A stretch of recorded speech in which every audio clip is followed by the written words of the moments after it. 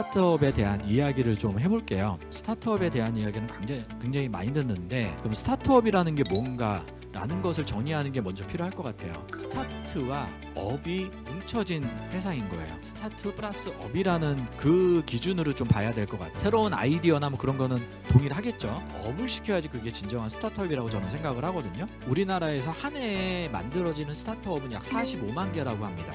힘들고 위험도가 굉장히 높은 산업이에요, 스타트업이라는 거는. 이런 상황을 다 이겨내야 돼요, 스타트업을 하려면.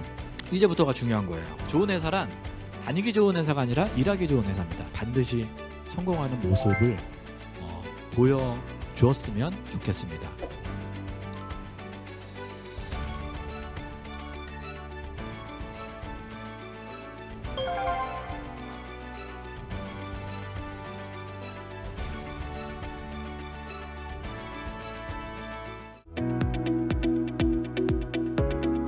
네, 한계를 뛰어넘는 혁신적 사고와 창의적 문제 해결 능력을 키워봅시다. 가천대학교 시그니처 교양 강좌 지성학에 오신 여러분을 환영합니다.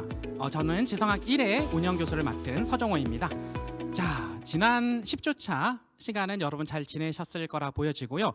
어느덧 11주차를 맞이하고 있습니다. 11주차는 우리 이제 가정의 달 5월을 또 맞이하면서 지내고 있는데요.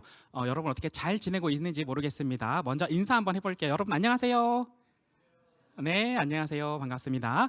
자, 우리 온라인에도 1000여 명에 가까운 950명의 학생들이 접속해 있는데 지금 채팅창에도 안녕하세요 쭉쭉쭉, 야 정말 쭉쭉 올라오고 있습니다. 우리 이제 웹엑스 학생들도 인사를 한번 해보겠습니다. 안녕하세요, 여러분. 네, 반갑습니다. 네, 우리 이제 지성학은 우리 서포터즈 학생들 외에도 온라인으로 학생 여러분들의 이제 질문을 또 받고 있습니다. 그렇기 때문에 이제 매주 좋은 질문을 한 학생들은 별도의 이제 픽업을 해서 스타벅스 상품권 기프티콘을 발행해 드리고 있으니까 오늘도 어김없이 많은 온라인 학생들도 질문에 참여해 주시기를 바라겠습니다. 자, 오늘은 여러분들이 아마 많이 쓰는 앱 가운데 하나일 겁니다. 배달의 민족이라는 앱이 있을 텐데요. 배달의 민족 공동 창업자이신 우리 박일환 회장님을 이 자리에 모시려고 합니다. 박일환 회장님의 주요 경력을 잠시 소개시켜 드리겠습니다. 우리 박일환 회장님은 그란데 클립 코리아 대표, 그리고 우아 브라더스 재팬 대표를 역임하셨습니다. 그리고 이제 대한민국 스타트업 생태계를 실질적으로 확장해 오신 인물이죠.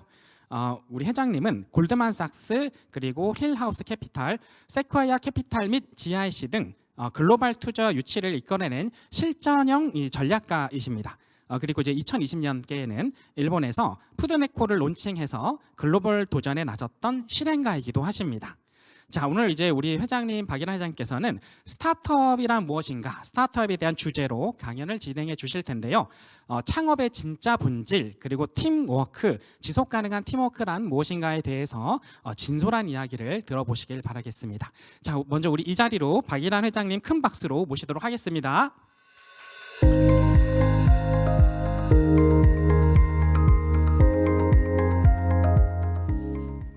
네, 안녕하십니까, 박일환입니다.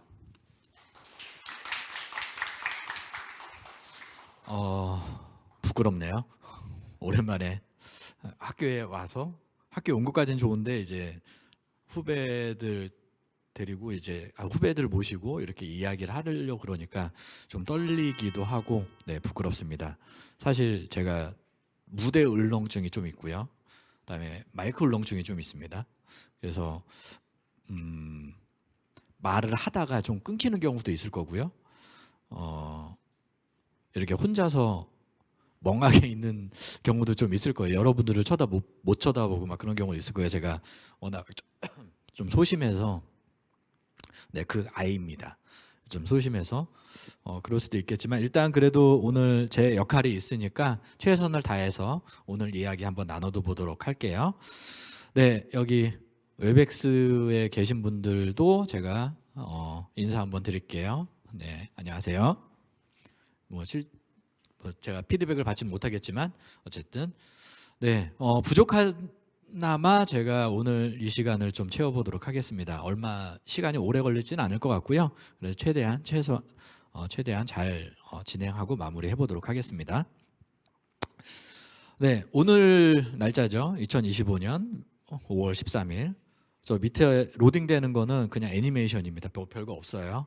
원래 저는 이런 애니메이션 잘 안 하거든요. 그냥 내용만 딱 하고 딱딱딱딱 찍어서 그냥 PPT를 만드는데 제 모임 중에 제가 하는 모임 중에 5일장이라는 모임이 있어요. 그냥 5일마다 모여서 매달 5일마다 모여서 뭐 저녁을 먹든 운동을 하든 뭘 하든 뭐 그렇게 하자는 모임인데 매달 5일에 모이는 적은 없고요. 그냥 시간 나는 대로 모이는 뭐 그런 모임이에요. 근데 이거를 이제 제 자료를 5일장 멤버들한테 공유를 했더니 거기서 애니메이션을 다 만들어서 저한테 다시 보냈더라고요. 이걸로 하라고. 네, 근데 딱 봤는데 제가 그냥 만드는 것보단 낫구나 싶어서 요거를 좀 사용하기로 했습니다. 그래서 로딩되는 화면이 나옵니다. 네, 사실 지성학 강의를 하라고 저한테 이제 이야기가 왔어요. 좀 제안이 와서 일단은 하겠습니다라고 얘기는 했는데 하고 나서 이제 생각을 해보니까 지성학 강의면 어떤 그런 부분에 있어서 전문가가 돼야 되는 사람들이 이런 이야기를 해야 될 텐데 나는 무슨 이야기를 해야 되나. 사실 아는 것도 별로 없고 내가 이뤄 놓은 것도 별로 없는데 어떤 걸 해야 되지라는 그런 생각들을 되게 많이 했어요. 며칠 이게 자료를 만든 지가 얼마 안 됐어요, 사실은. 그래서 그 전까지는 고민을 하다가 시간이 좀 돼서 부랴부랴 좀 만들기는 했어요. 그래서 만들어서 고민을 했는데 그냥 계속 고민을 했죠. 어떤 거를 해야 되는지 계속 고민을 했습니다. 그러다가 일단 저에 대해서 먼저 소개할 필요가 있을 것 같아서 저를 먼저 좀 소개를 해볼게요. 네, 아까 소개할 때 그 사진이랑 좀 다른 사진이구나. 네, 제 프로필 사진 중에 하나입니다. 몇 장 있는데 그 중에 이거 전달 드렸더니 이걸로 하신다고 하셔서 네, 찍었습니다. 네. 일단 저는 소개해 드린 바시피 박일환이고요. 네, ISFJ입니다. 근데 T 성향이 너무 강해서 사람들이 저를 ISTJ라고 이해하는 경우가 많은데 ISFJ입니다. 네, 하지만 공감 능력은 굉장히 떨어지는 ISFJ예요. 네, 그냥 그렇게 이해하고 넘어가세요. 경제학과 96학번입니다. 96년도에 원래는 제대로 들어왔으면 95학번이 돼야 되는데 제가 한 해 재수를 하는 바람에 경제학과 96학번으로 들어왔고요. 네, 아직까지 경제학과는 남아 있는 걸로 알고 있습니다. 지금 뭐 어떻게 하다 보니까 지금 이 자리에 서 있게 된 거예요. 저도 어떤 연유에 의해서 이 자리에 서 있게 됐는지는 잘 모르겠지만 어쨌든 이 자리에 서 있습니다. 제가 일반 회사를 다니다가 저도 그냥 일반 직장인이었어요. 일반 회사를 다니다가 우한 형제들 배민을 공동 창업했고요. 아까 소개해 주신 대로 공동 창업을 했고요. 그리고 나와서 그란데 클립 코리아 대표이사를 했어요. 이것도 그냥 스타트업인데 지금 여기는 한 1년 3개월 하고 제가 그만두게 됐죠. 그리고 또다시 얘기하지만 지금은 어떻게 하다 보니까 여기 다시 서 있게 됐습니다. 네, 근데 아직도 이때도 고민이기는 했어요. 근데 제가 오늘 이 상태로 좀 이야기는 하겠지만 이 상태로 이제 제가 강연하면 끝이겠지만 혹시라도 저한테 궁금한 게 있거나 물어보고 싶거나 이야기하고 싶으신 분들이 있으면 요 메일로 저한테 메일을 보내주시면 제가 확인을 하고 늦더라도 최대한 답변을 드리도록 하겠습니다. 저 QR코드 찍으면은 제 메일이 연결이 된다고 그러더라고요. 저도 안 해봤는데 그 5일장 이걸 만들어준 5일장 멤버가 저기에 된다 그래서 자기가 한번 넣어봤다라고 얘기를 하더라고요. 네, 해주시면 될 것 같습니다. 근데 제가 뭐 딱히 다른 거를 이야기는 할 수는 없을 것 같아요. 제가 그냥 일반 직장인이었고 회사를 만들었고 창업을 했고 운영하던 사람이다 보니까 어떤 학자도 아니고 어떤 뭐 다른 걸 할 수 있는 사람이 아니에요. 그래서 배운 게 도둑질이라고 그냥 스타트업에 대한 이야기를 좀 해볼게요. 네, 뭐 여러 분야의 이야기를 듣는 건 좋을 테니까 스타트업에 대한 이야기를 좀 해보겠습니다. 일단 스타트업이라고 이야기는 많이 들으셨잖아요. 여기저기서 스타트업 한다고 했고 아까 뭐 여기도 이제 스타트업 칼리지가 있는 것처럼 스타트업에 대한 이야기는 굉장히 많이 듣는데 그럼 스타트업이라는 게 뭔가라는 것을 정의하는 게 먼저 필요할 것 같아요. 그래서 스타트업을 정의를 하면 사전적인 스타트업은 아이디어와 기술을 바탕으로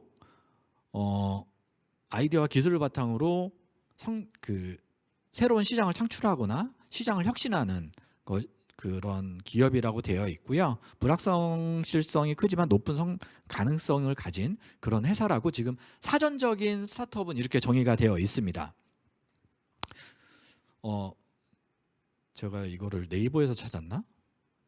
네이버에서 찾지 않으면은 아마 챗 GPT를 찾았을 거예요. 아마 이렇게 정의가 된다고 하더라고요. 근데 제가 생각하는 스타트업은 약간 좀 다른 것 같아요. 이런 사전적인 정의 말고 실질적으로 스타트업에 대해서 이야기를 하자 보면 스타트업은 스타트와 업이 뭉쳐진 회사인 거예요. 스타트 플러스 업이라는 그 기준으로 좀 봐야 될 것 같아요. 스타트업이 하나의 명사가 아니라 스타트와 업이 합쳐진 명사라고 좀 봐야 될 것 같고요. 새로운 아이디어나 뭐 그런 거는 동일하겠죠. 그러니까 재미있는 아이디어를 통해서 시작하고 투자를 바탕으로 성장을 해야 돼요. 무조건 그러니까 투자를 안 받아도 되겠지만 일단 자본력을 가지고 성장할 수 있어야 돼요. 그러니까 스타트는 했지만 그 자본력을 바탕으로 업을 시켜야지 그게 진정한 스타트업이라고 저는 생각을 하거든요. 그래서 스타트업이라는 그 기준을 다시 내세우면 아이디어로 시작하고 투자를 바탕으로 성장하는 그 기업이다. 대신 그만큼 위험도가 높다. 왜냐하면 남의 돈을 받아서 하는 거잖아요. 남의 돈을 받아서 했기 때문에 이거를 반드시 성장을 시켜야 되는데 그 성장하는 게 굉장히 어려운 힘든 그 직군이라고 산업이라고 좀 할 수 있을 것 같아요. 네, 그러면 일단 스타트업에 대한 정의를 내려봤으니까 그럼 어떤 것을 스타트업으로 봐야 될까라고 다시 한번 좀 생각을 해봐야 될 것 같아요. 그냥 나는 스타트업 한다라고 해서 그게 스타트업일까? 라는 고민도 한번 해봐야 될 것 같고요. 그래서 스타트업을 보통 사람들이 생각을 하면 정보기술을 사용해서 이용하는 것, 그다음에 혁신적인 것을 하는 것, 그리고 소규모로 시작한다라고 하는 그런 생각들을 좀 많이 하고 있어요. 그런데 따져보면 정보기술을 꼭 이용해야지만 스타트업은 아닌 것 같아요. 왜냐하면 제조업도 스타트업이거든요. 유통업도 스타트업이에요. 그러니까 스타트업이라는 거는 그러니까 정보기술만 한다고 스타트업이면 이 세상의 스타트업은 굉장히 축소돼 있을 거예요. 하지만 모든 사업이 그건 처음에 시작하기 때문에 다 스타트업이라고 봐야 될 거고 심지어 개인 사업자도 스타트업이라고 봐야 돼요. 따지고 보면 소규모로 시작을 하잖아요. 개인 혼자서 소상공인을 하더라도 그것도 스타트업이라고 보는 게 맞을 것 같고요. 그다음에 꼭 혁신적이어야 하나. 제조업 하는데 꼭 혁신적인 기술이 있어야지만 제조업을 하는 건 아니잖아요. 어떤 시장에 이게 필요로 하기 때문에 그거를 그 시장에 내가 뛰어드는 거라서 또 한 번에 생산할 수 있는 그 바탕이 만들어지는 거지 꼭 혁신적인 필요는 없을 것 같아요. 그리고 소규모로 시작해야 된다.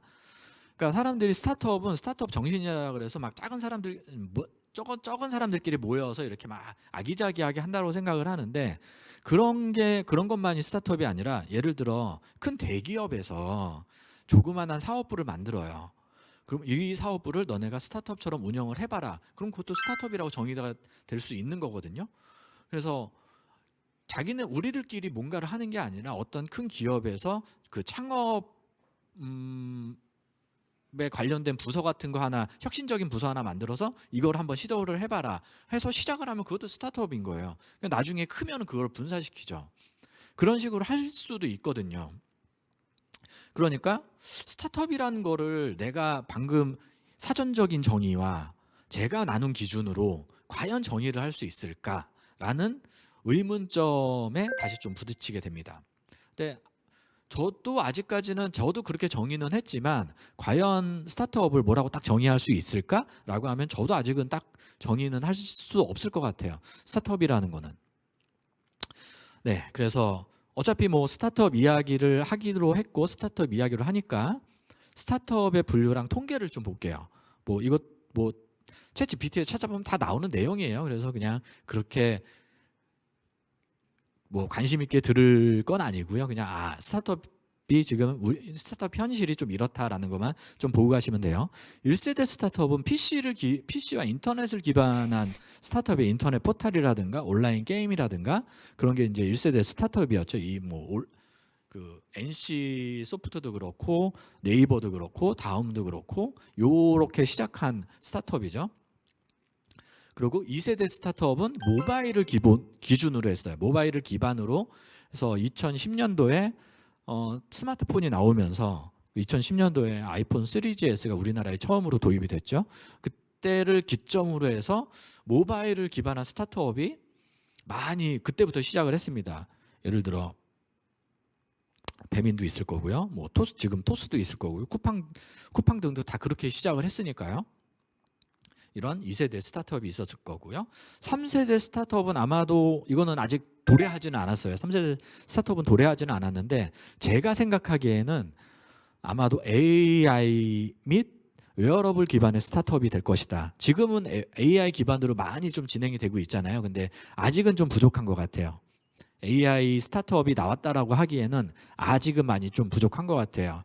지금 챗 GPT가 나오기는 했지만 챗 GPT로 할 수 있는 건 아직까지는 되게 소규모이고 돈도 많이 들어가고 그런 스타트업 그런 상황이기 때문에 좀 더 많은 기술이 개발이 되고 그러다 보면 이게 AI가 좀 더 그 정착이 더 많이 될 것이고 아직은 성장 단계에 있는 거지 성숙기나 뭐 그런 단계에 들어가지는 않았고요. 웨어러블도 지금 여러 가지가 나오기는 했죠.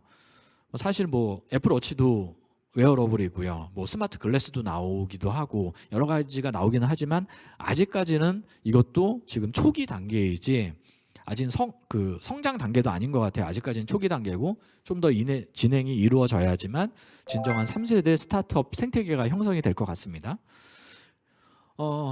근데 이렇게 세대를 나누기는 했지만 1세대 성공한 스타트업 중에서 지금 없어진 스타트업이 굉장히 많아요, 사실은.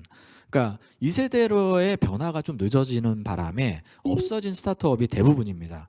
그리고 2세대에 지금 성공한 스타트업이 과연 3세대의 생태계에서 살아남을 수 있을까? 어떤 식으로 해야지 살아남을 수 있을까? 굳이 AI에 어만이 살아남을 수 있을까? 웨어러블이어야만 살아남을 수 있을까?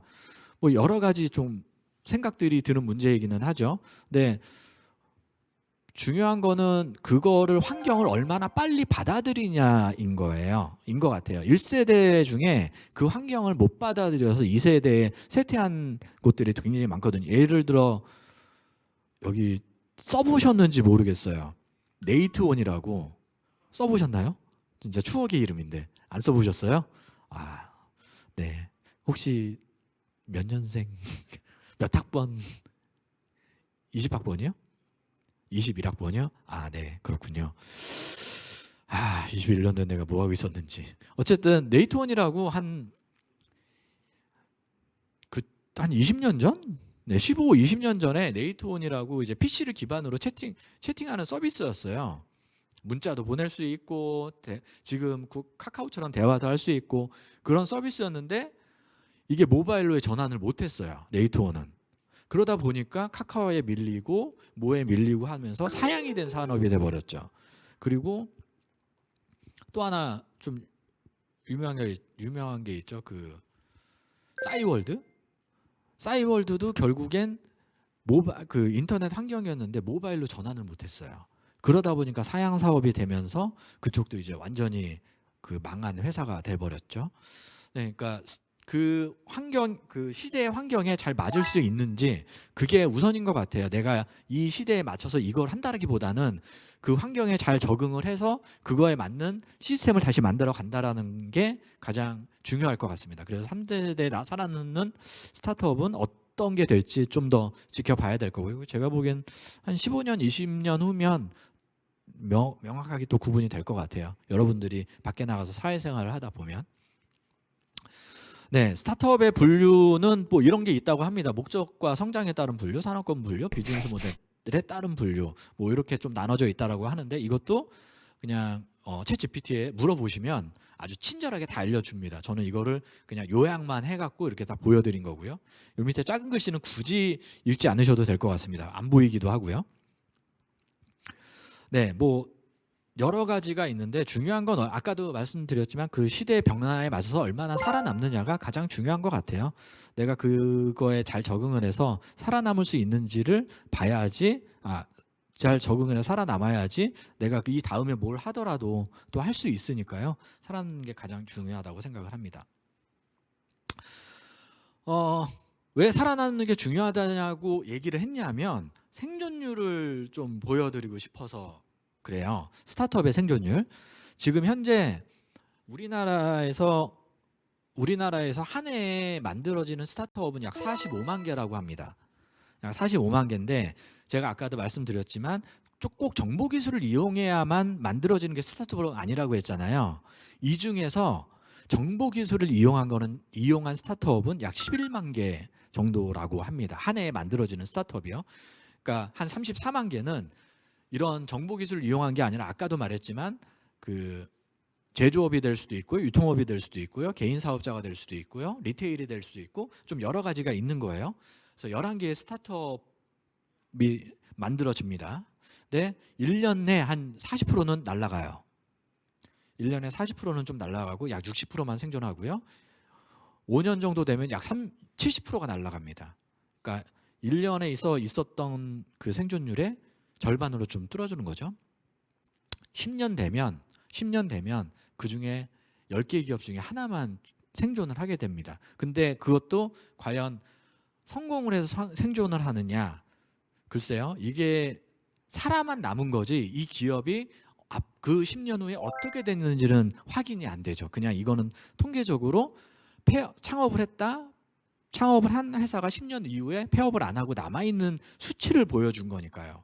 그러니까 굉장히 그 스타트업에서 살아남는 게 굉장히 힘들고 어렵다라는 거를 좀 보여드리고 있는 거예요. 왜 그러면 바로 이렇게 1년 안에 40%가 없어지고 5년 안에 70%가 없어지고 10년 안에 90%가 없어질까? 예. 높은 초기 투자 비용이 일단은 필요해요. 창업을 한다고 해서 창업만 하고 끝이 아니잖아요. 거기서 뭔가를 만들고 서비스를 만들고 개발을 하고 뭔가를 출시를 하려면 지속적으로 반복되는 어떤 그 액션이 있어야 되는데 그러려면 비용이 되게 많이 들어요. 특히 처음에 스타트업 할 때는 매출이 없기 때문에 매출이 없는 상태에서 계속 비용만 들어가야 되잖아요. 그러다 보니까 투자를 계속 받아야 되고요. 아까도 얘기했지만 스타트 플러스 업이라고 했으니까 그 업이 투자에 관련된 거다 보니까 지속적으로 투자를 받으면서 진행이 돼야 되고요. 그다음에 시장 진입 장벽이 굉장히 낮아요. 높은 스타트업은 높은 시장 장벽을 갖고 있지 않아요. 이건 아마 나중에 좀 설명을 다시 드리게 될 것 같아요. 시장 진입 장벽이 그렇게 높지 않고요. 그는 제품 개발 기간이 있어요. 서비스 개발 기간이 될 수도 있고 제품 개발 기간이 될 수도 있는데 이게 1년이 될지 2년이 될지 3년이 될지 아무도 확신을 못하고 장담을 못해요. 요즘에는 좀 빨리빨리 만들어지는 것 같기는 한데 거기에 그렇게 빨리빨리 만들려면 대량의 인원이 투입이 돼야 되고 그러면 대규모의 또 자금이 투입이 돼야 되거든요. 그러다 보니까 힘들고 위험도가 굉장히 높은 산업이에요. 스타트업이라는 거는 방금 전에 얘기했듯이. 하지만 살아남았다고 다가 아니죠. 아까 말씀드렸잖아요. 10%가 살아남았는데 그 10%가 정말 성장을 해서 살아남은 건지 아니면 현상 유지만 하고 있는 건지 아니면 어떻게 그냥 폐업만 안 했을지 그냥 말 그대로 폐업 상태인데 폐업만 안 했을지 그거는 모르는 거잖아요. 그래서 스타트업이 되려면 결국은 유니콘 기업으로 남아야 합니다. 유니콘 기업이라는 거는 아실 수도 있고 모르실 수도 있겠지만 일단 유니콘 기업이 어떤 건지 좀 알아보면 10억 달러 이상의 가치를 가진 기업이라고 좀 얘기를 하고 있어요. 그러니까 우리나라 10억 달러니까 지금 현재 환율로 계산하면 1조 4천억 정도 되겠죠. 근데 한국에서는 1조 이상의 가치를 가진 기업을 이제 유니콘이라고 합니다.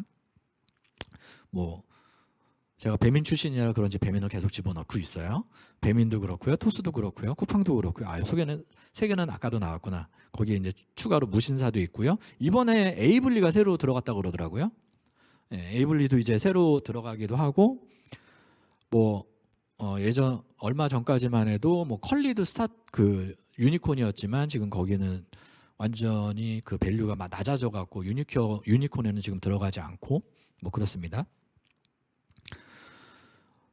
어쨌든 이런 유니콘 기업이 돼야지만 스타트업 요 산업에서 우리가 성장했고 살아남았다라고 생각을 할 수 있어요. 근데 유니콘 기업이 아까 이제 뭐 어떤 기업이 있다라고 얘기하고 이거보단 더 많아요, 사실 유니콘 기업이. 근데 유니콘 기업의 생존율이 얼마나 될까요? 생각해 보면 그냥 단순하게 생각해 보세요. 10년 동안 남아 있는 게 10%인데 만약에 내가 유니콘 기업으로 키웠다. 유니콘 기업으로 키웠는데 그 내가 그러면 몇 퍼센트의 그 생존율 안에 들어가는 걸까? 그냥 단순하게 생각하면 몇 프로 정도 될지 3%요? 네. 3%요? 네. 혹시 유채영님? 몇 프로요?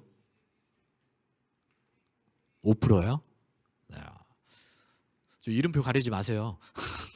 네, 왜? 태균님? 몇 프로 정도 될 것 같아요? 20%요? 유니콘이요? 아니 아까 10%밖에 안 남는다니까 10년 이내에 20%라고요? 이거 제가 얘기한 거 들으신 거 맞죠? 오, 그렇구나. 네. 여기 뭐 채팅창에 올라오는 분 있나? 혹시 채팅창에서 이야기하는 분 있을까요? 네. 없겠죠? 채팅창에서는 그냥 막 던져도 되는데 채팅창은 한 분만 더 물어볼게요. 그러면 한수민님 5%요? 네. 제일 근사치가 나경님이세요. 네. 얼마나 근사치인지 한번 볼까요? 네. 유니콘 기업으로 유니콘 기업으로 남을 수 있는 게 0.13. 이거 누가 0.1% 말씀하셨어요. 최마리솔님. 최마리솔님 0.1%. 이분들은 인터넷을 찾아봤나? 그럴 가능성도 있겠네요. 이분들은 할 수 있으니까 인정 못하겠다 그러면. 네, 유니콘 기업의 생존율은 0.13%라고 합니다. 그러니까 저도 유니콘 기업에 있어봤지만 이렇게 생존율이 낮은지는 몰랐어요. 그러니까 그만큼 유니콘 기업이 되기가 힘들고 유니콘 기업이 되기 위해서는 굉장한 만한 그 아까 이야기했던 그 어려움들을 모두 딛고 일어서야지 유니콘 기업으로 살아남을 수가 있는 겁니다. 근데 이렇게 생존율이 낮음에도 불구하고 왜 사람들이 스타트업을 하려고 하는 걸까? 네, 한번 또 찾아봤죠, 제가. 이거는 신문 기사에 있었던 내용인 것 같아요. 신문 기사에 있는 내용을 제가 찾아서 한번 봤어요. 내 사업이 하고 싶다. 취업 시장이 힘들다. 취업 시장이 힘드니까 차라리 기업에 들어가느니 내 사업으로 해서 스타트업을 만들고 싶다. 그런 사람들이 있었고요. 그다음에 성공하고 싶다. 그렇죠. 누구나 성공은 하고 싶죠. 근데 그게 어떻게 성공하느냐에 따라 다르겠지만 어떤 분야에서든 나는 성공하고 싶다라고 하는 분들이 스타트업을 좀 한다고 하고 사실 이게 이유 중에 가장 큰, 제가 저기 코코넷 스쿨에 가서 이야기를 했을 때 이 부분도 그러니까 이 부분도 이야기하는 사람들이 많았던 것 같아요. 더 많은 수입을 얻고 싶다. 회사에서 그냥 그 조그만한 월급을 받는 것보단 이런 걸 하고 싶다. 그래서 가장 많이 나온 얘기가 코코넷 스쿨에서 했을 때는 내 사업을 하고 싶다와 수입이었던 것 같아요. 근데 그거는 그 인간의 본성을 따지면 당연한 것 같아요.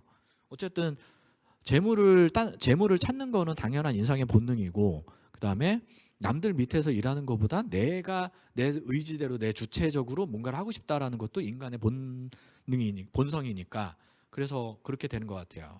그래서 요렇게 지금 찾아봤고요.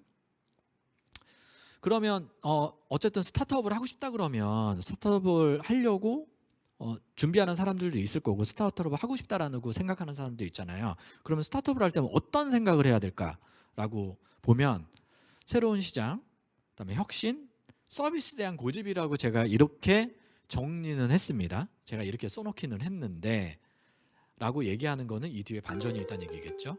네, 어떤 반전이 있을까요? 네, 과연 이게 맞을까요? 어떻게 생각하세요? 여러분들은 요 세 가지에 대해서 스타트업 할 때 생각인 거예요. 요 세 가지를 제가 예시로 했어요. 어떻게 생각하세요? 다잉님?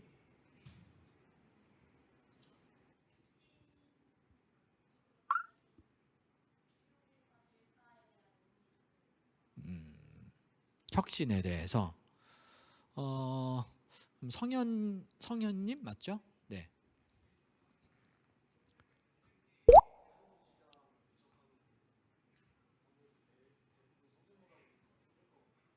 음,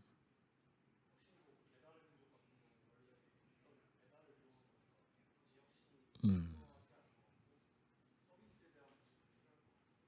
음, 네. 아, 성함이 안 보여갖고요. 네, 초연님, 네,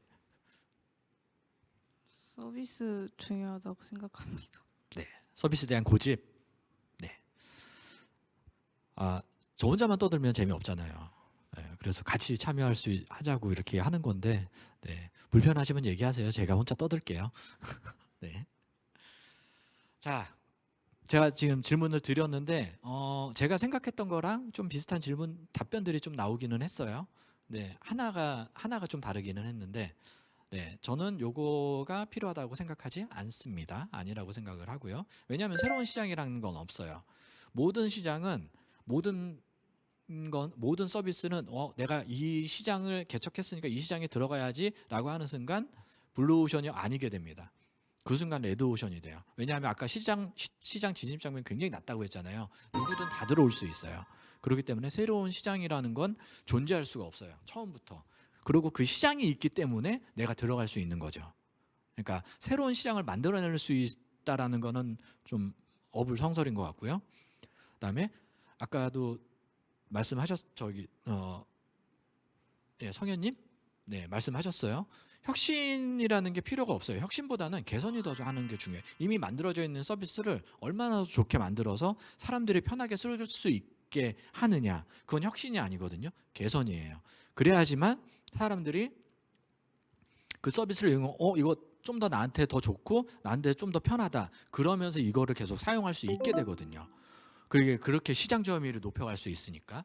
그리고 서비스에 대한 고집이라고 했는데, 네, 서비스에 대한 고집인 경우는 좋습니다. 서비스에 대한 고집이 있으면 좋은데 대부분은 서비스에 대한 고집이 아니라 서비스에 대한 아집이에요. 그러니까 자기가 만든 서비스는 무조건 잘 될 거야. 내가 만든 서비스는 당연히 이래야 돼. 남의 말을 듣지를 않아요. 남이 이거는 이렇게 해줬으면 좋겠어요라고 하면 그 말을 안 들어요. 그러니까 아집이 굉장히 강한 경우가 많아요. 그러다 보니까 요 세 가지는 사실 하는데 그렇게 중요하진 않습니다. 그리고 스타트업은 힘들잖아요. 예, 가장 힘든 거는 그래서 요 세 가지가 중요하지 않고 또 가장 힘든 거를 좀 찾아보면 원래는 제가 이렇게 순서를 이렇게 안 만들어 놨는데 갑자기 이렇게 툭 튀어나오게 되니까 네, 약간 말이 좀 이어지는 것 같지는 않긴 한데 그래도 힘든 거는 힘든 거니까 이 내용이 있긴 있어요. 중간에 뭐가 더 있긴 했지만 그걸 다 잘라버리고 이걸 넣어버리는 바람에 저도 당황했지만 제가 이 애니메이션 만드는 걸 잘 못하기 때문에 그냥 냅뒀습니다. 네, 돈이 항상 부족하고요. 스타트업은 돈이 항상 부족해요. 투자를 받는다고 해도 투자를 받아도 돈이 부족해요.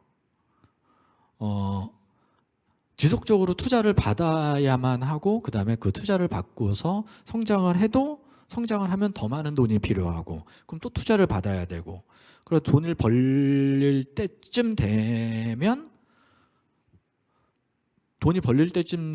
그게 시간이 꽤 오랜 시간이 지났기 때문에 그 이후 전까지는 굉장히 많은 그 돈이 필요합니다. 그래서 돈은 투자를 받아도 항상 부족하게 됩니다. 그리고 사람.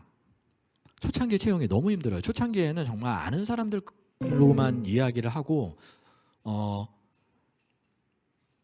솔직하게 얘기하면 이 회사 저 회사 다 떨어진 사람들을 데려다가 일을 할 수밖에 없어요.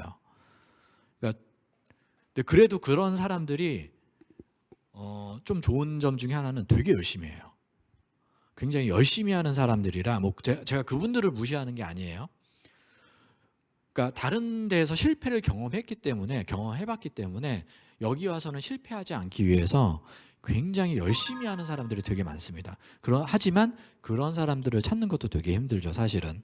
그래서 초창기 채용이 굉장히 힘든 시장이라고 할 수 있습니다. 그래서 스타트업은 이런 힘듦이 가장 많이 좀 존재하고요. 그리고 원래는 사실은 이게 가장 앞에 나와야 돼요. 사실 모든 게 다 힘들어요. 돈도 없죠, 사람도 없죠, 뭐 인프라도 없죠, 뭐 시스템도 없죠. 뭐 그렇다고 영업이 돼요, 마케팅이 돼요, 뭐 디자인이 되겠어요. 근데 모든 상황이 다 힘듭니다. 그러면 이런 상황을 다 이겨내야 돼요, 스타트업을 하려면. 네, 제가 너무 스타트업에 대해서 부정적인 이야기만 하고 있는데, 네, 맞습니다. 부정적인 이야기만 하고 있는 겁니다. 그래도 스타트업에 관심이 있나요? 라고 제가 다시 또 질문을 드려 볼게요. 근데 여기서는 지금 스타트업을 하고 있는 분들한테 제가 이 자리에서 뭔가 강연을 하고 있는 게 아니기 때문에 그래도 스타트업에 관심이 있나요라고 질문하기는 조금 애매한데 관심 있는 분? 오, 네. 이 다음에 제가 다시 한번 물어볼게요. 그래도 스타트업에 관심이 있을까요? 네. 내 생각처럼 전혀 되지 않아요, 스타트업은요. 그리고 내가 생각한 것보다 지금 여기에 써 있는 것보다 훨씬 더 많이 어려워요. 그리고 운칠기삼이에요. 운이 70%고 내가 하겠다는 의지나 그런 게 30% 차지합니다. 운이 때가 안 맞으면 할 수가 없어요. 그래서 운칠기삼일이 굉장히 중요하고요. 그럼에도 여전히 스타트업에 관심이 있으면 제가 좀 더 이야기를 해볼게요. 스타트업에 대해서. 네. 제가 스타트업을 하지 말라는 이야기가 아니라 초반에는 이제 부정적인 이야기로 밖에 갈 수가 없어서 제가 이제 지금 계속 부정적인 이야기를 하고 있습니다. 네, 우리가 보통 생각하는 스타트업, 이거는 이제 스타트업의 분위기를 지금 보여드리려고 하는 거예요. 네, 혹시 이런 분위기를 좀 생각하셨나요? 스타트업의 분위기를요? 처음에 시작하는데 이렇게 하신다고요? 이렇게 사무실 꾸며놓고 이렇게 멋지게 일을 하신다고요? 야, 네, 이거를 생각하셨군요. 네, 스타트업의 분위기 이렇다라고. 네, 하지만 현실을 좀 보여드릴게요. 이렇습니다. 요게 약 한 평 되는 방이에요. 몇 명이 모여 있죠? 5명이죠. 1명 빠져 있어요, 지금. 1명이 사진에 안 들어가 있을 겁니다. 1명이 사진 찍고 있는 거구나. 그러고 보니까 1명이 사진을 찍고 있어요. 6명이에요. 저쪽에 저기서 뭔가 하고 있죠. 뚝딱뚝딱 거리고 있는 사람이 저게 접니다. 2010년도에 이렇게 시작을 했어요. 이게 현실이에요, 사실은. 아까 전에 보여드렸던 이런 거는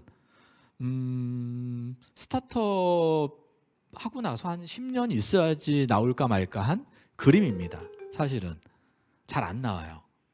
이렇게 생각하고 여기서부터 이제 조금 더 확장이 되는 그런 수준인 것뿐입니다. 네, 이게 현실이고요. 이번 고비가 지나가면 자연스럽게 다음 고비가 와요. 이거를 해결했는데 이거를 해결했으니 이제 다 됐다라고 하는 순간 다음 고비가 이렇게 또 막 들어옵니다. 막 쳐들어와요. 그것도 해결하잖아요. 그럼 더 큰 산이 와요. 그러니까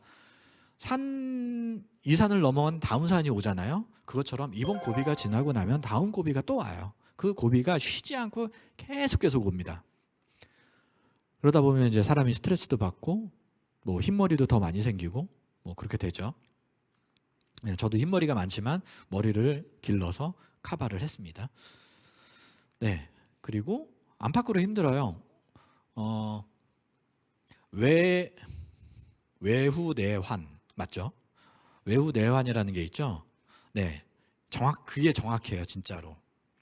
안에서도 계속 폭작폭작되고 밖에서는 다른 거로 공격이 계속 들어오고 뭐 경쟁자도 있겠지만 다른 부분도 되게 많이 하거든요. 스타트업 할 때 가장 힘든 게 밖에서의 가장 힘든 점이 어떤 거일까요? 도대체. 네, 끄덕이지 말고 말씀을 했을. 예. 영업은 밖의 일일까요? 내부의 일이지? 예. 힘들죠, 당연히.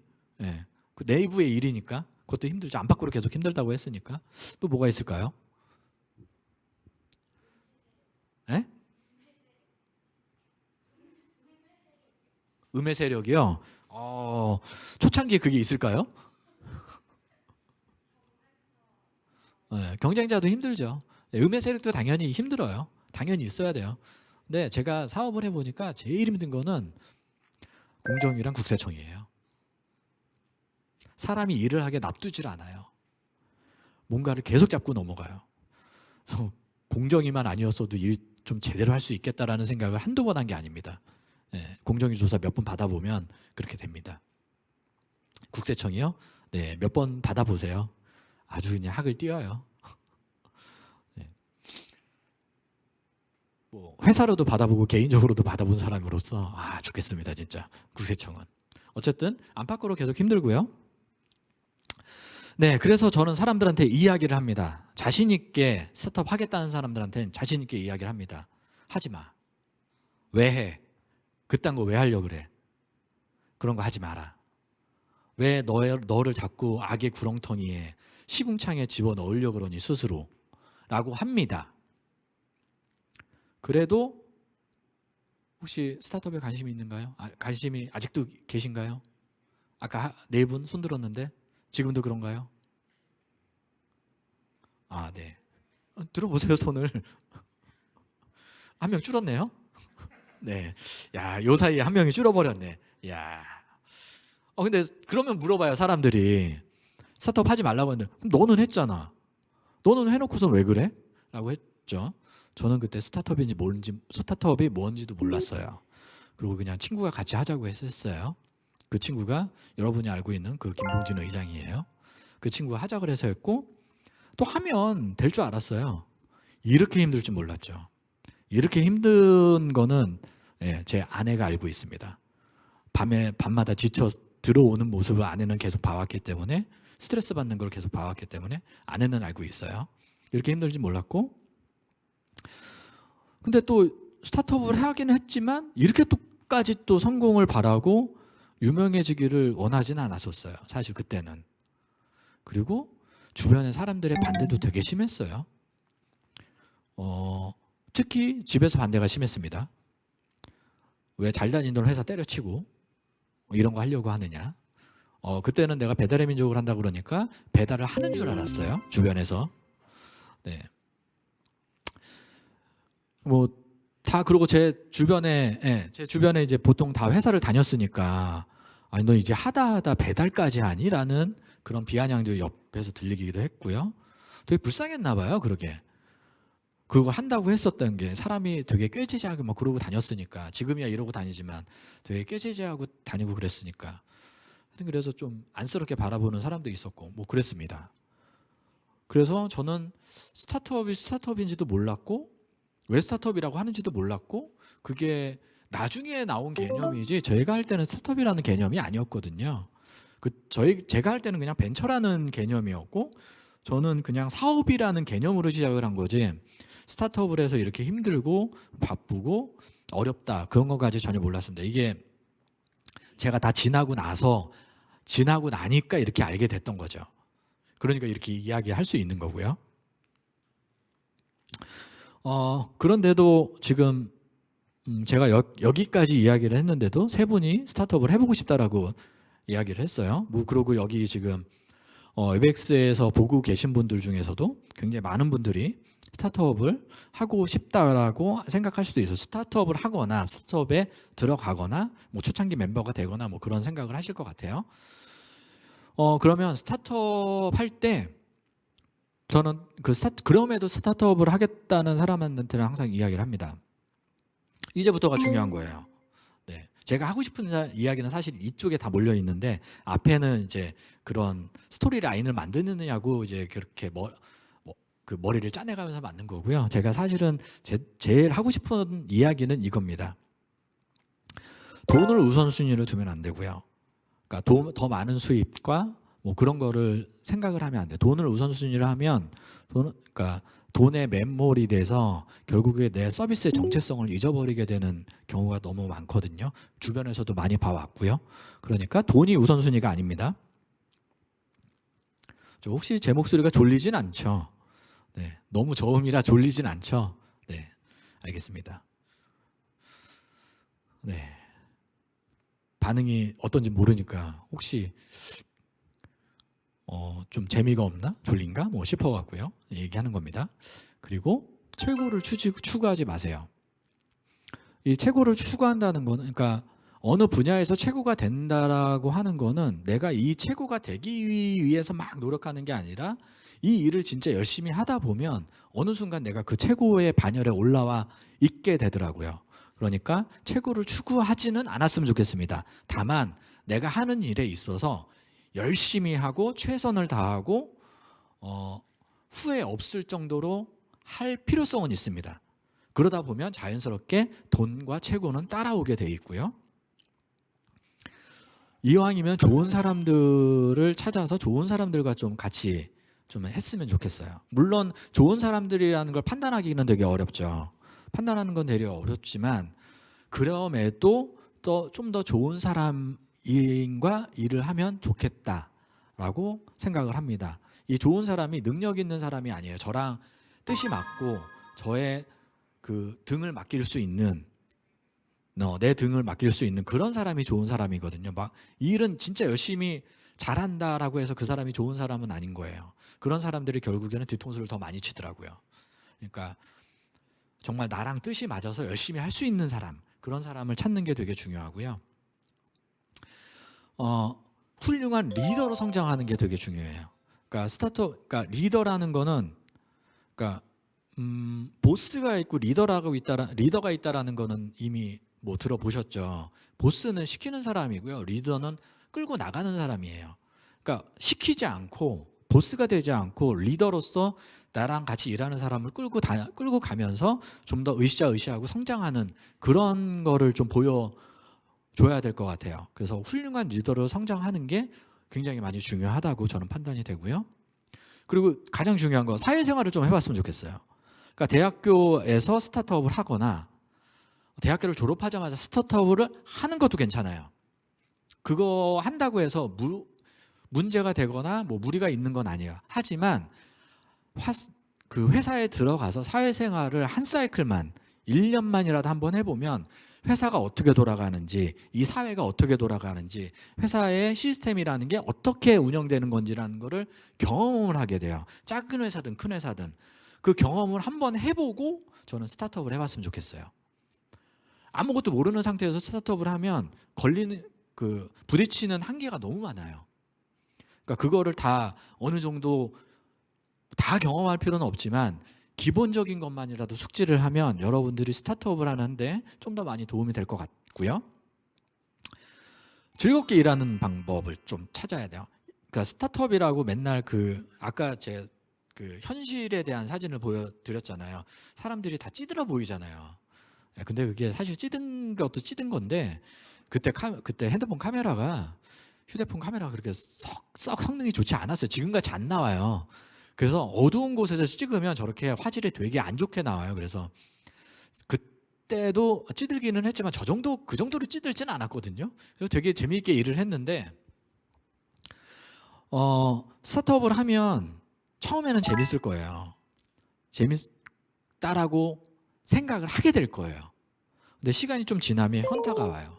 내가 지금 여기서 뭐 하는 짓인가? 내가 지금 이 짓을 왜 하고 있나? 뭐 그런 현타가 좀 올 때가 있어요. 그러면 그 현타가 올지 않게 내가 일을 하는데 좀 즐겁게 같이 나랑 같이 일하는 구성원들이랑 어떻게 하면 더 즐겁게 일을 할 수 있는지를 계속 방법을 좀 찾아봐야 될 거예요. 그러다 보면 좋은 회사를 만들고 성장해 있는 스타트업이 되어 있을 거라고 생각을 합니다. 여기서 좋은 회사는 다시 말씀드릴 거예요. 좋은 회사란 뭐예요? 어떤 거예요? 어떤 거를 좋은 회사라고 그 정의를 내리는 거예요라고 얘기를 할 수가 있어요. 네. 그래서 다시 한번 질문 안 하신 분들한테 좀 질문을 해볼까요? 영섭님, 좋은 회사, 영섭님 생각하기에 좋은 회사란 어떤 회사일 것 같아요? 아직 경험을 해보진 않았겠지만. 그냥 계속 다니고 싶다는 생각이 드는 회사? 워라벨이나 이런. 네. 그러면 그 앞에 있는 다현님. 나쁘지 않은 방법으로 경제 성장에도 도움을 주고 또 회사 구성원들이 만족할 수 있는 회사라고 생각했습니다. 네. 태호님. 사회 발전에 공헌하는 회사라 생각합니다. 네. 되게 스케일이 크시네요. 다들 스케일이 크시네요. 네. 제가 생각한 좋은 회사랑 좀 다르네요. 네, 좋은 회사란 다니기 좋은 회사가 아니라 일하기 좋은 회사입니다. 나라에서 일하기 좋은 회사 이렇게 선정을 되게 많이 해요. 되게 많이 해서 뭐 일하기 좋은 회사 뭐 그 컨테스트 해갖고 1등, 2등 뽑고 막 그래서 상도 주고 그러거든요. 저는 그걸 보면서 다시 한번 좀 반문을 하게 되더라고요. 그 일하기 좋은 회사가 과연 일하기 좋은 회사일까? 다니기 좋은 회사일까? 라는 거를 다시 한번 반문을 하게 되더라고요. 그러면 동영님, 저 둘의 차이는 뭘까요? 다니기 좋은 회사, 일하기 좋은 회사. 다니기 좋은 회사는 뭐 자기 자신의 발전이라던가 업무에 대한 전문성을 키우기보다는 이제 복지나 그런 쪽에 좀 더 치중되어 있는 것 같고, 일하기 좋은 회사는 아무래도 직원 개인의 개인적인 발전이나 아니면 수익성을 지속적으로 가져올 수 있는 모델을 가지고 있는 회사라고 생각합니다. 네. 제가 아직 질문 안 드린 분이 몇 분이시죠? 혹시 자발적으로 대답해 주실 분은 안 계시죠? 네. 제가 지원님한테 안 물어봤던 것 같은데. 네. 지원님이랑 그 옆에 계신 규원님? 네, 안 물어봤죠? 네. 두 분까지만 대답을 듣고 제가 다시 정리하겠습니다.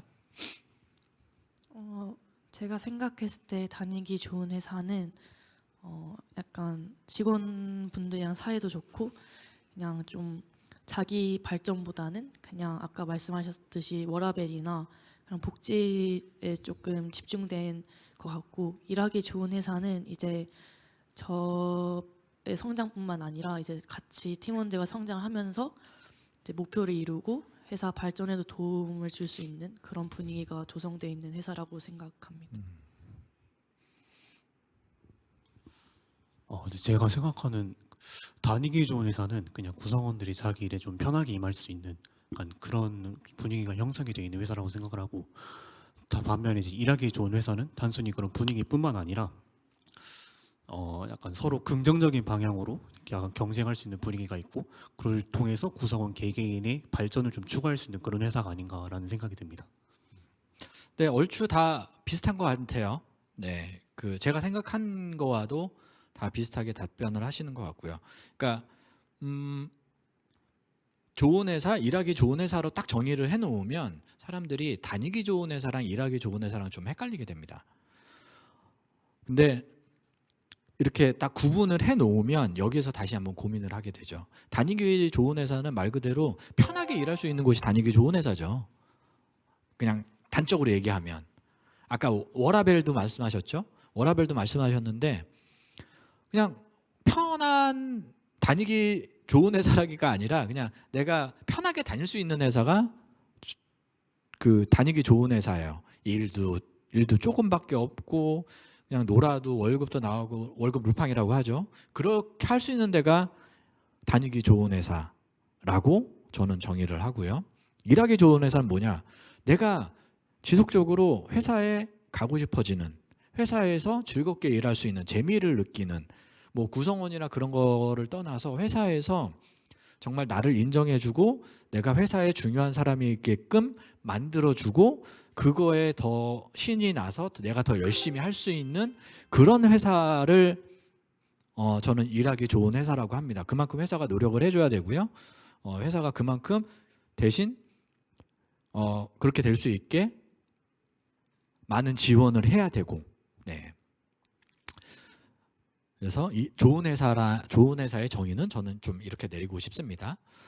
근데 굳이 좋은 회사를 만들어야 돼라고 반문하실 수도 있어요. 회사는 그냥 회사일 뿐이지 굳이 내가 좋은 회사를 만들어서 뭐해? 라고 얘기하실 수 있어요. 수긍하시는 분위기인 것 같아요. 몇 분이 고개를 끄덕였는데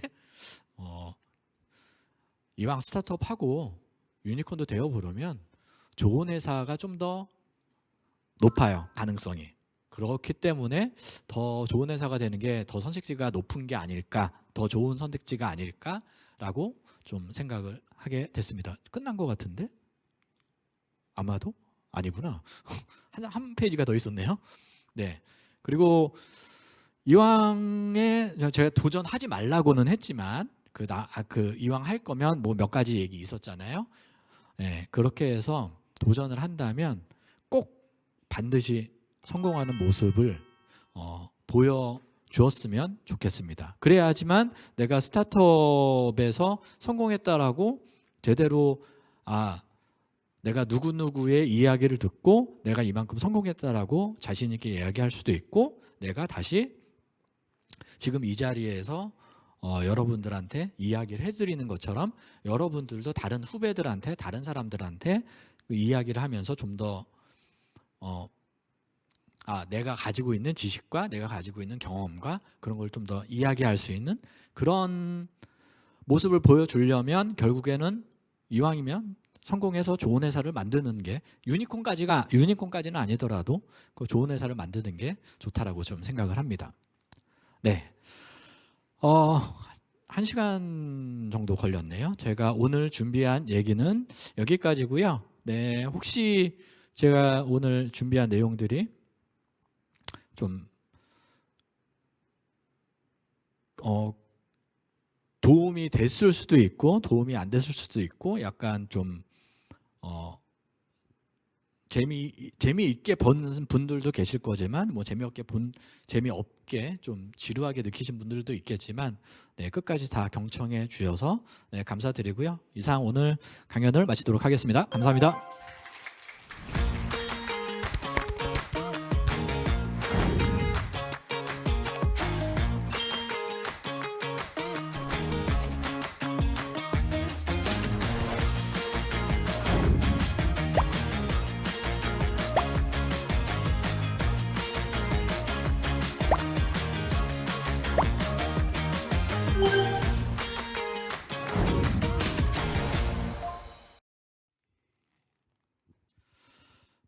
네, 제가 준비한 내용은 이제 다 끝났고요. 혹시 질문 있으신 분, 네, 질문 좀 해주시면 좋겠습니다.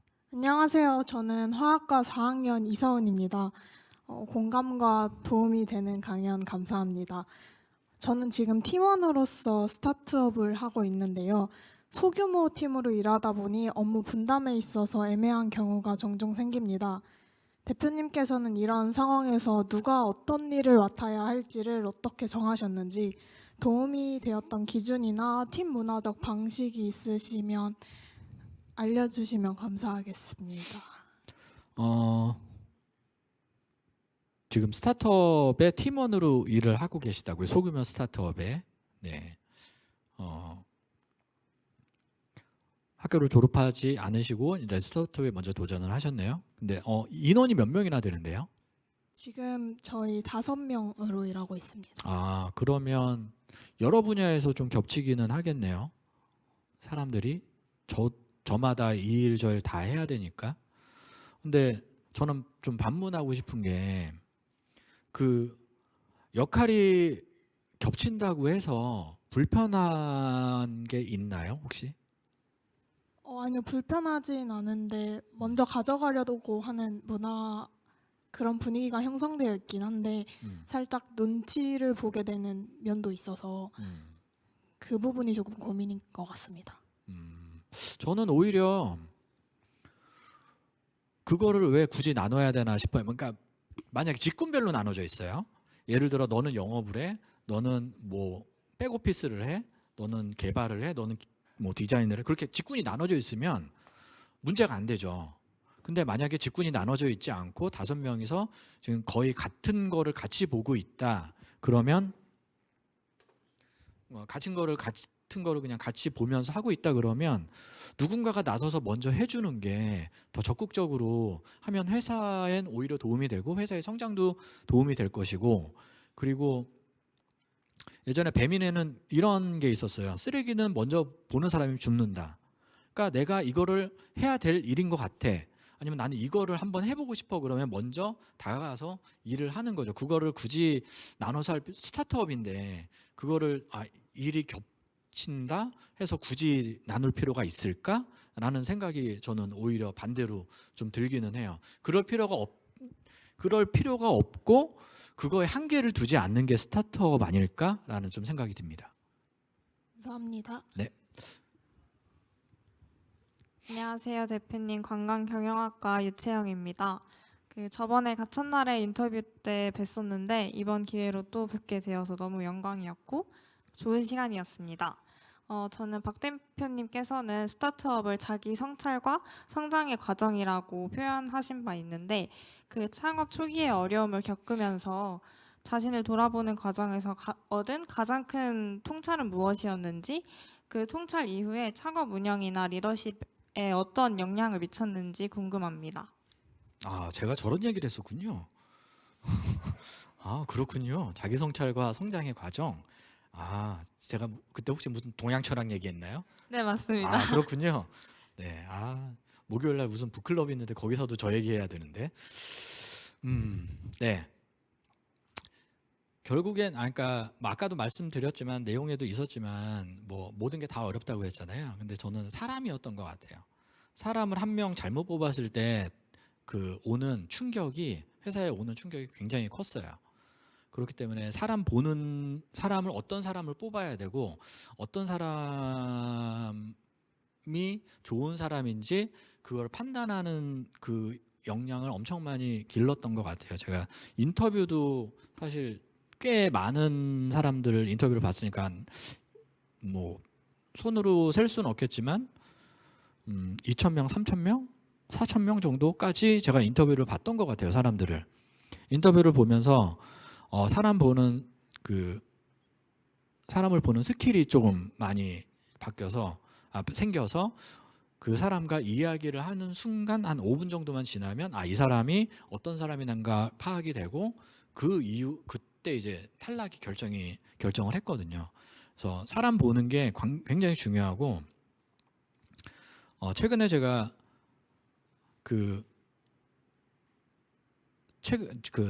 목요일 날 북클럽이 있어서 책을 다시 읽었는데 책을 다시 읽은 책 중에 하나가 난세에 답하다라는 책이 있거든요. 사마천의 사기의 내용 가지고 거기서 인간 경영에 대한 것만 딱 따서 모아놓은 책이에요.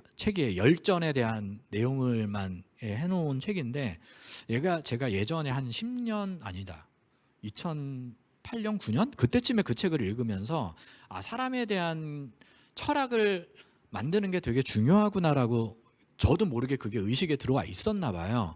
그 이후부터 그 사람에 대한 철학이나 그런 거를 기준을 정해놓고 사람을 보고 그런 사람들을 채용하려고 하고 그게 그 책에도 나오죠. 그러니까 여러 군데에서 좀 듣기는 했을 거예요. 믿지 못하겠으면 뽑지 말고 뽑았으면은 일을 맡겨라라고 얘기했던 그 책에도 나오고 그게 사기에 원래 나오는 얘기라서 그래서 제가 딱 뽑아 넣은 사람한테는 100% 믿고 제가 그 모든 모든 업무에 대한 권한을 이임을 하면서 그 친구한테 잘할 수 있게끔 그렇게 해줬었어요. 대신 무슨 일이 생겼을 때 책임은 내가 질 테니까 네가 하고 싶은 거 해라. 네가 할 만큼만 해라. 나머지 뭐 잘못되거나 그러는 거는 내가 책임을 질게라고 해서 그렇게 해서 사람들을 어르고 그러니까 이렇게 해서 좀 회사를 회사나 제가 있었던 부서를 좀 이끌어 나갔던 것 같습니다. 네. 감사합니다. 그 책 한번 나중에 기회 되면 보세요. 재밌어요. 네, 알겠습니다. 네. 네, 안녕하세요 대표님. 창업 경험을 바탕으로 좋은 강연 해주셔서 감사합니다. 저는 사회복지학과 이다연입니다. 창업 이후 브랜드를 만들어가는 데 있어 동료의 중요성이 크다고 생각합니다. 대표님께서 생각하셨을 때 정말 잘 만났다고 느낀 동료의 특징은 무엇인지 알고 싶습니다. 또 동료들과 신뢰를 쌓는 과정에 있어 중요하게 여긴 태도나 행동은 무엇이었는지 함께 알고 싶습니다. 제가 정말 잘 만났다라고 느낀 동료들의 특징 이게 저는 이제 C레벨에만 있었으니까 C레벨을 얘기하는 건 아닌 것 같아요. 저랑 같이 일하는 사람들을 얘기하는 것 같은데 일단 자신감이 넘치는 사람들이에요. 대부분 자기 일에 대해서 자신감이 있고 자기에 대해서 자신감이 있는 사람들이에요. 근데 약간 그런 사람들이 되게 자신감이 넘쳐 보이는데 그러니까 그게 아니 그렇게 설명하면 안 되겠구나. 이게 거짓된 자신감과 진짜의 자신감이 구분이 돼요. 사실은 딱 봤을 때 거짓된 자신감은 되게 긴장을 해요. 자기 이야기를 하면서도 되게 긴장을 하고 경직돼 있는 그런 모습들을 되게 많이 보여주거든요. 왜냐하면 그거는 자기한테 자신이 없기 때문에 자신이 없는데 자기가 굉장한 좋은 사람이라고 포장을 해야 되기 때문에 말 앞뒤도 안 맞고 뭐 그런 경우가 많아요. 근데 진짜로 자신 있는 사람은 말이나 행동에서 여유가 있어요. 내가 뭘 얘기해도 그 말이나 행동에 여유가 있고 예전에 그런 경우가 있었어요. 딱 직원 되게 어린 구성원이었어요. 지금 3년 동안 다른 회사 다니다가 우리 회사로 온 친구인데 그 구성원이 인터뷰를 보는데 제가 말씀드렸지 너무 자신 있고 너무 여유 있고 너무 당당한 거예요. 그래서 느꼈죠. 얜 찐이다 라고 해서 채용을 했죠. 그때 생각은 그랬죠. 그래 네가 그렇게 잘났어? 그래 어디 한번 나랑 일해보자. 나랑 일해보고 내가 너를 잘근잘근 씹어먹어 주마 라고 했는데 결국은 안 됐어요. 너무 일을 잘했어요. 너무 자신감 있고 그런 친구들이랑 하다 보면 그래서 그런 친구들이 있죠. 사실은. 그래서 그런 친구들과는 또 유대감도 만드는 게 뭐 특별한 건 없는 것 같아요. 그냥 조금 전에도 말씀드렸듯이 맡겨요. 일을. 그러니까 일을 맡겨놓고 다른 분들은 어떨지 몰라요. 다른 C레벨들과 다른 분들은 어떨지 몰랐지만 저는 일을 일단 맡겨놓고 네가 하고 싶은 대로 네가 원하는 대로 네가 생각하는 대로 이거를 추진해봐 라고 하고 만약에 문제가 생기면 내가 책임을 질게. 그러니까 나를 믿고 해봐 라고 해서 그 친구들이 저를 믿고 굉장히 일을 열심히 해서 성과를 많이 보여줬었고 그런 친구들이 꽤 많이 승승장구를 했었죠. 지금 밖에 나가서도 꽤 좋은 역할들을 하고 있고요. 네, 뭐 밖에 나가서 부끄럽지 않는 대접을 받고 있더라고요. 네. 감사합니다. 네.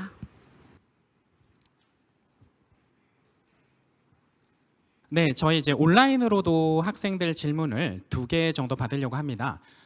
첫 번째 질문은 박일환 회장님께서 만약에 배달의 민족에 실패했다면 어떤 일을 하실 생각이었을지 궁금합니다. 는 질문이 있습니다. 네, 뭐 언제 실패했느냐가 문제겠네요. 바로 실패했으면 하던 회사, 그러니까 하던 일 계속 했을 것 같고요. 이후에 실패했다 그러면 아마 다른 일을 찾을 것 같은데 확실한 거는 사업은 안 했을 것 같습니다. 뭘 해도 사업은 안 했을 것 같아요. 지금도 안 하고 있잖아요. 지금도 그냥 놀고 있잖아요. 지금 프리랜서처럼 뭐 저를 필요로 하는 사람들한테 가서 이제 멘토링 해주고 컨설팅 해주고 그런 역할은 하고 있지만 사업은 안 하거든요. 확실한 건 다시 사업은 안 했을 겁니다. 네. 네, 네, 좋은 답변 잘 해주셨고요. 두 번째 질문을 해드리겠습니다. 하승범 학생 질문인데요. 질문이 좀 긴데 제가 줄여서 설명드리면 현재 2년째 뭐 유통업을 운영 중이다. 사업 아이템을 쭉쭉 진행을 하고 있고 가끔씩 시장이 어려워져서 거래처가 망하거나 지금 이제 잠을 줄여서 열심히 일해도 성장하는 느낌이 들지 않다. 힘이 든다. 박일환 회장님께서는 사업 도중에 힘이 들고 무너질 순간에 어떤 방법으로 이겼는지 궁금하다. 이런 질문입니다. 네. 뭐 사업 도중에 힘이 들었던 거는 한두 번이 아니죠. 사실은 한두 번이 아니니까 어떤 방법으로 이겨왔을까라고 생각하면 저는 딱히 그런 어떤 방법이나 노하우나 그런 건 없었던 것 같아요. 그냥 내가 이 일이 좋아서 하는 거고 이 일이 재밌어서 하는 거고 이 일 아니면 내가 할 게 없다 뭐 그런 건 없고 그냥 내가 좋아서 하는 거고 내가 열심히 해야지만 이 회사가 나랑 같이 성장할 수 있겠다라는 생각 하나만 있었던 것 같아요. 어떤 위기를 극복하기 위해서 내가 뭐를 해야지 뭐 내가 이걸 더 배워야지 뭐 그런 건 없었던 것 같아요. 어차피 주변에 저를 도와주는 이분은 지금 뭐 1인 유통업을 하고 있다고는 하지만 학생이라고는 하지만 사실 주변에 도와주는 사람은 굉장히 많을 거거든요. 혼자만 1인 유통업이지만 주변에 도와주는 사람들이 있을 거라고 저는 생각을 하고요. 저도 주변에 도와주는 사람들이 되게 많았었어요. 같이 마음 맞는 사람들도 있었고 그게 물론 회사 안에서만 있었던 게 아니라 회사 밖에서도 있었거든요. 그래서 그런 분들한테 도움을 받으면서 그냥 재미있게 하고 싶다라는 생각이 커서 계속 유지를 하고 계속 버틸 수 있었다라고 저는 생각을 합니다. 네, 감사합니다. 우리 이제 그 박일환 회장님께서는 지금 가천 코코넷스쿨에서 학생들의 창업, 스타트업을 우리 또 가천대 동문 출신이시기 때문에 후배들에 대한 애정으로 지금 이와 같은 질문 그리고 여기 플로어에 있는 우리 서포터 학생들의 질문에 대해서도 아주 애정을 가지고 솔직하고 진실되게 하나하나 다 대답해 주셨습니다. 자, 어느덧 시간이 이렇게 쭉 지났고요. 자, 우리 그 박일환 대표님 회장님을 이제 되돌려 보내드릴 시간이 됐는데 자, 이렇게 해서 플로어 그리고 온라인 질문까지 모두 마쳤습니다. 지금까지 이렇게 멋진 강연을 해주신 박일환 회장님 그 스타트업 그리고 이제 지속 가능한 팀워크란 무엇인가에 대해서 쭉 말씀해 주셨는데요. 다시 한번 우리 이제 그 회장님께 큰 박수 부탁드리면서 보내도록 하겠습니다. 네, 큰 박수 부탁드리겠습니다.